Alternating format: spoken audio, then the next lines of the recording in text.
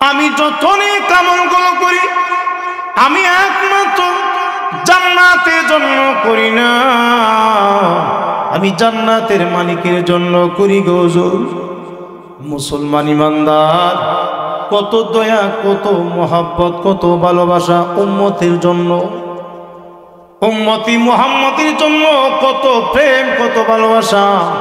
আমার আল্লাহ দরবারে ডেকে ডেকে বলেন, হুজুর গো আমি আমার আল্লাহ দরবারে সব সময় দোয়া করি, আল্লাহ তুমি আমাকে এত বড় করে বানাও, যাতে করে আমাকে জাহান্নামের ভিতরে দিলে আর কোন মানুষের জন্য জায়গা না হয়। আল্লাহু আকবার।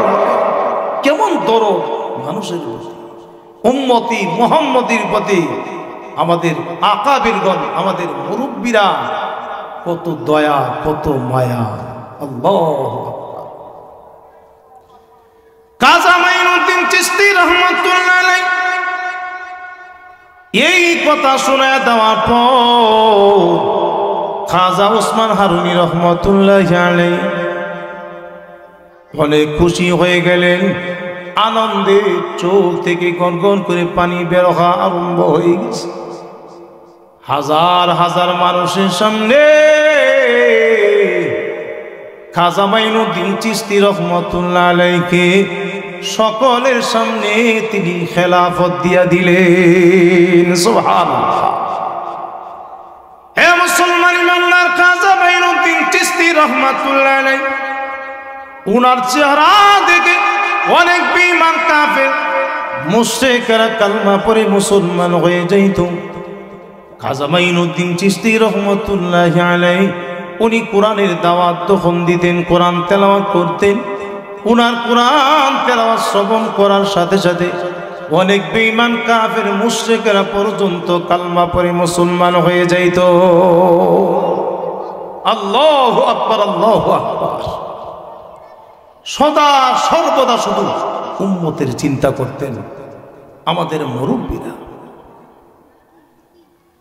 হে মুসলমান ইমানদার, আপনি যদি বেনামাজিকে বন্ধু বানান, কোন নামাজি যদি বেনামাজিকে বন্ধু বানায়, তাহলে দেখবেন আস্তে আস্তে করে এই নামাজি ব্যক্তিরা বেনামাজি হয়ে যায়।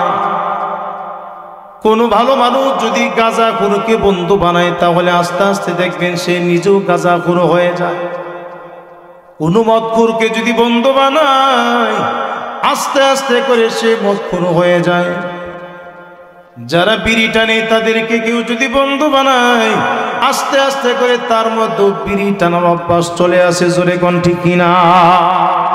জোরে বলেন, আসে কিনা? অবশ্যই আসে। যারা বিড়ি খায় এদের সাথে চললে এরা মাঝে মাঝে কয়, দোস্তরে একটা টান দেস না। কি কয়? একটা টান দেস না। না না, তা পছন্দ করি না, অভ্যাস নেই। আরে একটা টান দিলে কি তো হইব?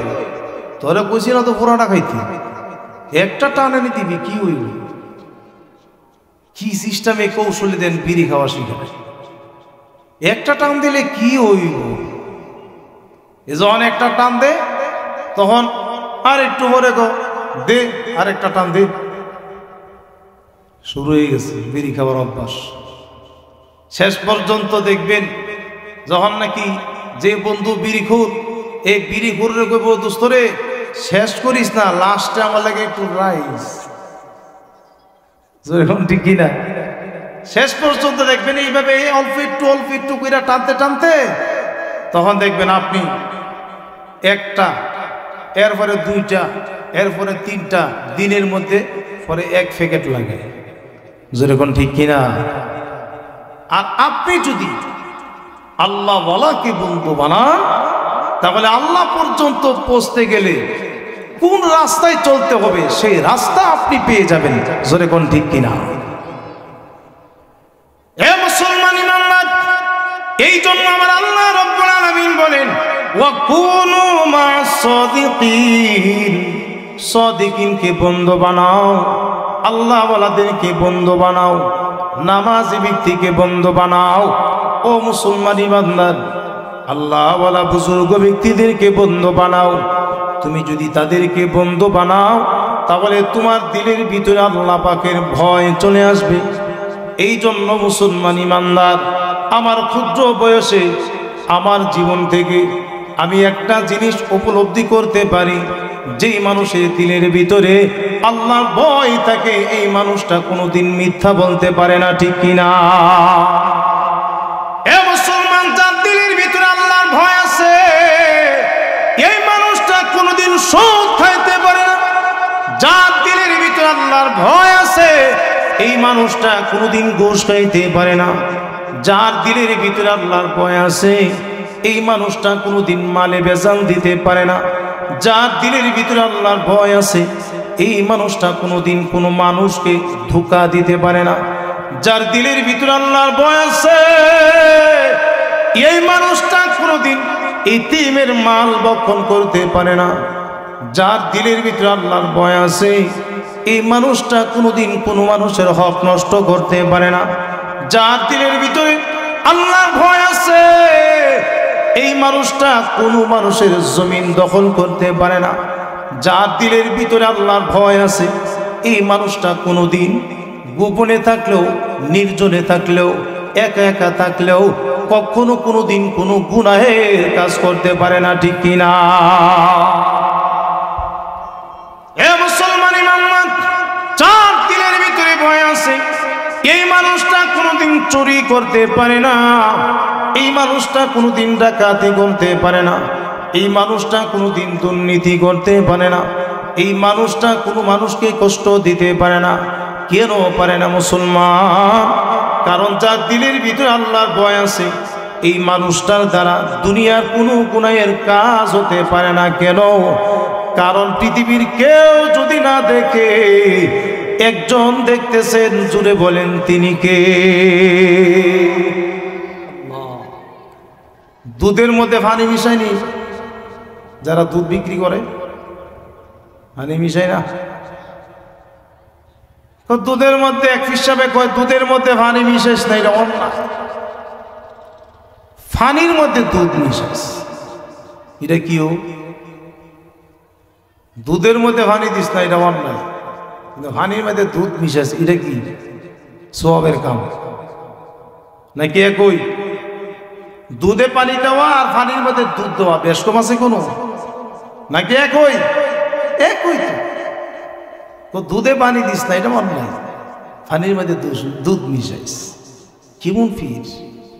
বলেন তো এই ফিরের ভিতরে আল্লাহর ভয় আছে? জোরে বলেন আছে? এই জন্য মুসলমান ইমানদার, আল্লাহ রাব্বুল আলামিনের ভয় যাদের দিলের ভিতরে থাকে এই মানুষটা কোনোদিন চোখ দিয়া গুনাহ করতে পারে না। এই মানুষটা কোনোদিন কান দিয়া গুনাহ করতে পারে না। এই মানুষটা কোনোদিন জবান দিয়া গুনাহ করতে পারে না। এই মানুষটা কোনোদিন হাত দিয়া গুনাহ করতে পারে না। এই মানুষটা কোনোদিন পা দিয়া গুনাহ করতে পারে না। এই মানুষটা কোনোদিন নফসের দ্বারা গুনাহ করতে পারে না। কেন পারে না? কারণ তার দিলের ভিতরে, জোরে বলেন, ভয় আছে কার? এ মুসলমান, আল্লাহ পাকের ভয় যাদের দিলের ভিতরে আছে এই মানুষটা কোনোদিন অন্যায় করতে পারে না। এই মানুষটা কোনোদিন সুন্নতের খেলাফ কাজ করতে পারে না। এই মানুষটা কোনোদিন মাথা থেকে টুপি পালাইতে পারবে না। এই মানুষটা কোনোদিন দাড়ি ছাড়তে পারবে না, চাচতে পারবে না। এই মানুষটা গায়ে থেকে পাঞ্জাবি ছাড়া অন্য কোনো পোশাক পরতে পারে না। কেন পারে না? কারণ এই পাঞ্জাবি হলো আমার নবীর সুন্নাত।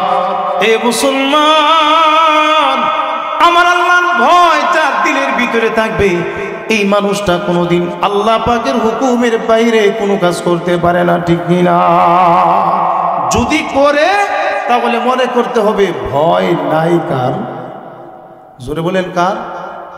ভয় নাই কার? আল্লাহ তাআলা। আল্লাহর ভয় নাই এই কারণে দুর্নীতি, জোরে কোন ঠিক কিনা? আল্লাহর ভয় নাই এই কারণে দেশের মধ্যে অশান্তি, জোরে কোন ঠিক কিনা? সব জায়গায় ভেজাল, সব জায়গায় ভেজাল, মালে ভেজাল, ওজনে ভেজাল, সব জায়গায় দুর্নীতি, সব জায়গায় দুর্নীতিও চলছে। এই জন্য আমার প্রাণের ভাইয়েরা ও আমার পর্দার মা বোনেরা, আল্লাহর ভয় যদি আপনার আমার দিলের ভিতরে না আসে, আমার দ্বারা কোনোদিন পরিবর্তন হতে পারে না। আমি পরিবর্তন হতে পারবো না, কারণ টাচ মোবাইল দ্বারা অনেক গুনাহের কাজকর্ম হয়। যেরকম ঠিক কিনা? টাচ মোবাইল দিয়ে এমন কোনো কাজ নাই যে করতে পারে, এমন কোনো গুনাহ নাই যে গুনাহ টাচ মোবাইলের দ্বারা হয় না। ইচ্ছা করলে যে কোনো গুনাহের কাজ এই টাচ মোবাইল দ্বারা করা যায়। বলেন তো, আপনি যত টাচ মোবাইল থাকুক, যত নীরব নির্জন জায়গায় আপনি থাকেন না কেন, দরজা জানলা লাগায়া আপনি যদি ওই ঘরের ভিতরে একলা একলা থাকেন, বাড়িতে আপনার মা নাই, বাবা নাই, বিবি নাই, বাচ্চা নাই, ভাই বোন, আত্মীয় স্বজন কেউ নাই, বন্ধু বান্ধব কেউ নাই, আপনি একা। বলেন তো, টাচ মোবাইলের মধ্যে এমন কোনো জিনিস নাই যে টাচ মোবাইল দ্বারা গুনাহ হয় না। যদি আপনি আল্লাহর ভয় ভিতরে ঢুকান, বলেন তো আপনার দ্বারা এই টাচ মোবাইল দিয়া কোনো গুনাহ হতে পারে? একটু জোরে কন্যা, গুনাহ হতে পারে? কখনো গুনাহ হতে পারে না। কেন? আপনি মনে করবেন যে পৃথিবীর কেউ না দেখুক, আমাকে তো একজন দেখতেছেন। জোরে বলেন, তিনি কে? একটু জোরে কন্যা, তিনি কে? আমার আল্লাহ দেখতেছেন।